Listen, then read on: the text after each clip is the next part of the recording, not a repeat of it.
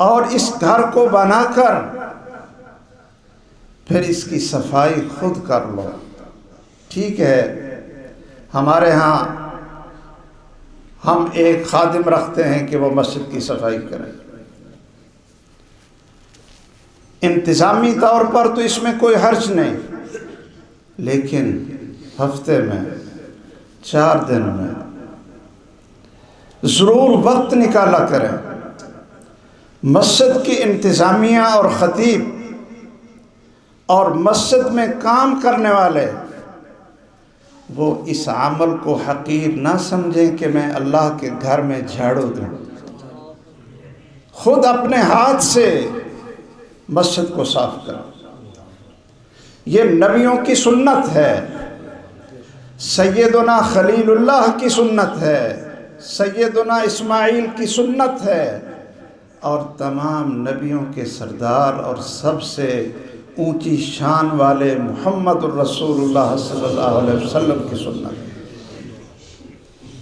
آپ نے کیا دیکھا کہ کسی نے مسجد کے اندر دیوار پر تھوک دیا؟ لوگوں کی تربیت کرنی پڑتی ہے۔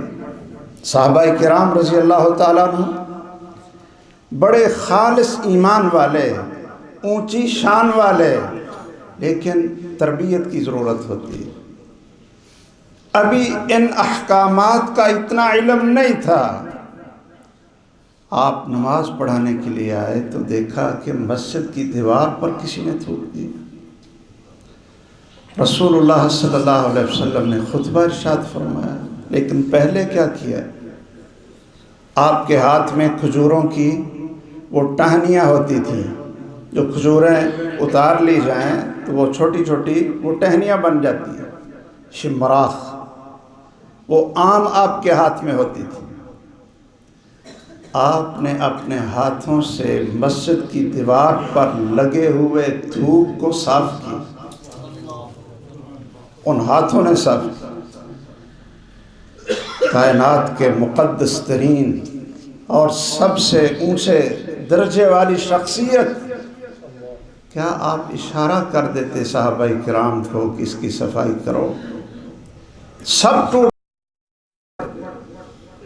خود صاف کیا اور تھوک صاف کیا، نزلہ صاف کیا، اور پھر خوشبو منگوا کر، زعفران منگوا کر اس جگہ پہ ملا، اور پھر وعظ اور نصیحت کی۔ ہماری وعظ میں جو ہم جیسے گناہگار آج کل کے مولوی یا خطیب ہیں، یہی فرق ہے کہ آپ کی نصیحت وہ عمل کے ساتھ ہوتی تھی اور ہماری نصیحت صرف زبان کے ساتھ ہوتی ہے۔ آپ نے پہلے صفائی کی، پھر خطبہ ارشاد فرمایا اور تربیت کی، کہا لوگو تم جب اللہ کے سامنے کھڑے ہوتے ہو، اللہ تمہارے سامنے ہوتے ہیں، تو کیا تم میں کوئی شخص پسند کرتا ہے کہ اپنے ایک انسان سامنے ہو اس کے سامنے تھوکے؟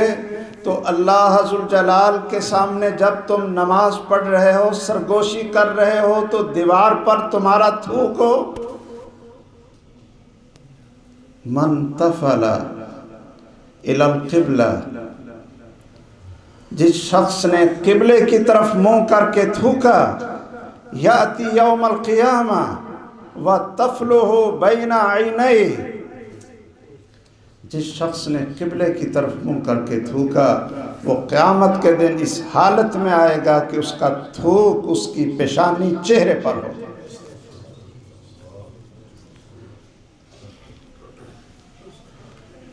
مسجد کی صفائی کیا کرو، حکم دینے سے پہلے خود جھاڑو اٹھا لیا کرو۔ رسول اللہ صلی اللہ علیہ وسلم کے دور میں خاتون کو شوق تھا کہ میں مسجد کے تنکے، وہ کوئی فرش بھی نہیں تھا، تنکے اور زائد چیزیں اٹھا کر صفائی کرتی۔ آپ نے چند دن نہ دیکھا تو پوچھ لیا کہ آج امرأۃ سودا کانت تقوم المسجد، ایک کالے رنگ کی خاتون مسجد کی صفائی کیا کرتی تھی، اب نظر نہیں آ رہی۔ اس سے کیا پتہ چلتا ہے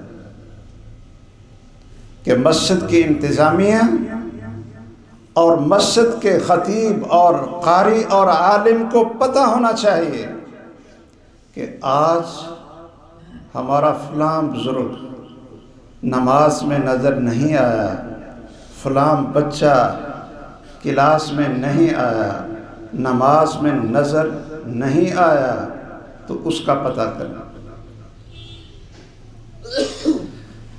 مسجد کو آباد کرنا، بنانا بھی مشکل ہے، ٹھیک ہے، لیکن بن جاتی ہے۔ مسجد تو بنا دی شبر میں، اصل یہ ہے کہ اس کو آباد کیسے کرنا۔ ایک ایک ساتھی اور پڑوسی قیمتی ہے۔ کالے رنگ کی عورت مسجد میں تنکے چنتی ہے۔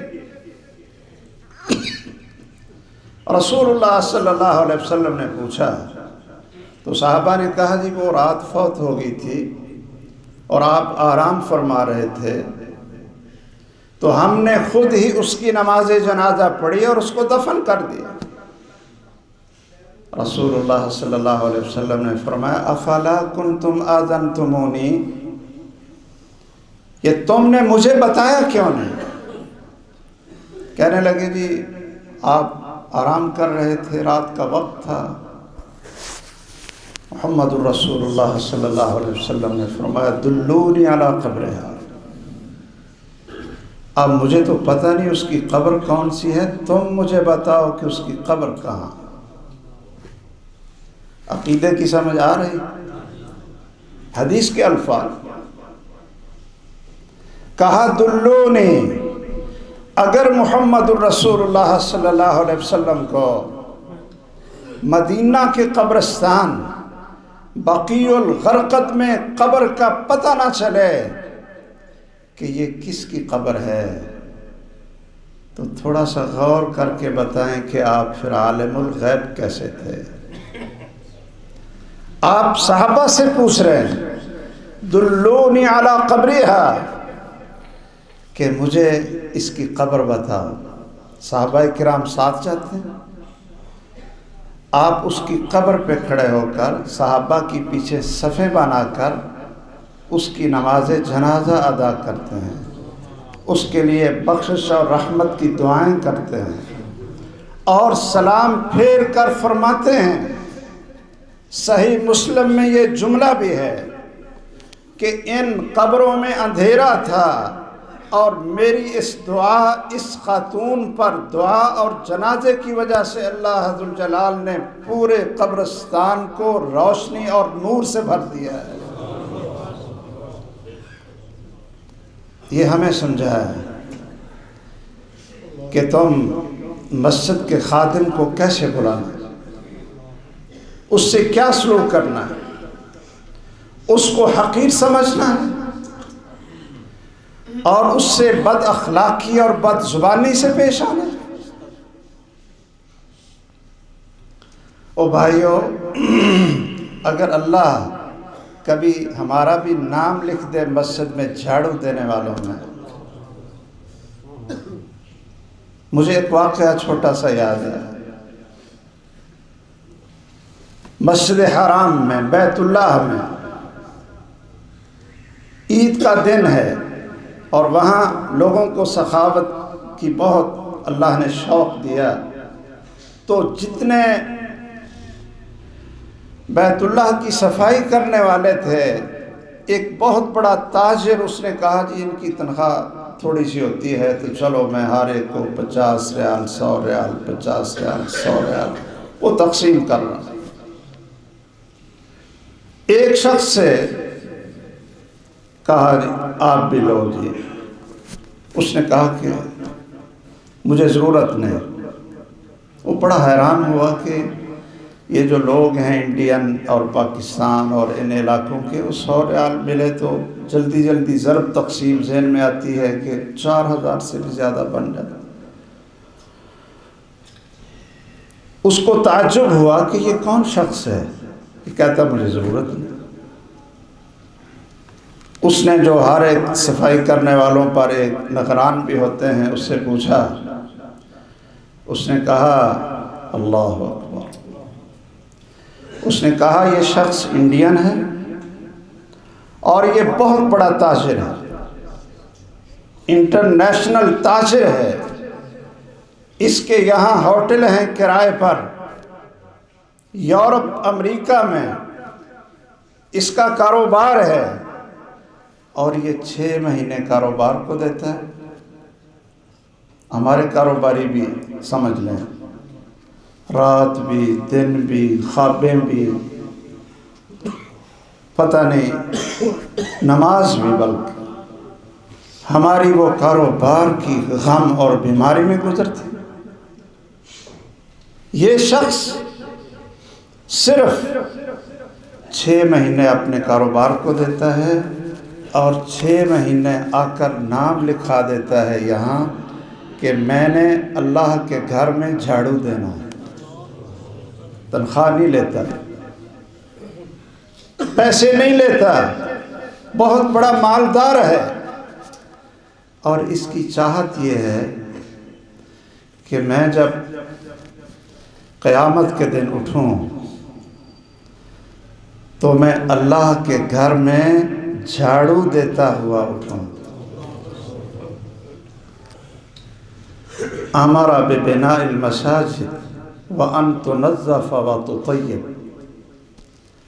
آپ نے سعودی عرب میں بھی جمعے پڑھے ہوں گے، مجھے خوشی ہوتی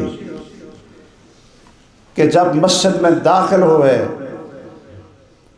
تو کوئی اللہ کا بندہ مسجد کو معطر کر دیتا۔ یہاں وہ عود کی لکڑی، اس کو جلا کر پوری مسجد کو خوشبودار بنا دیتا۔ ان تطیب، مسجدوں کو صاف ستھرا بناؤ، وتطیب، اور خوشبودار بناؤ۔ اللہ اس کی قبر کو منور کر دے اور اس کی قبر کو خوشبودار بنا دے، جو اللہ کے گھر کو روشن کرتا ہے اور اللہ کے گھر کو خوشبودار بناتا ہے۔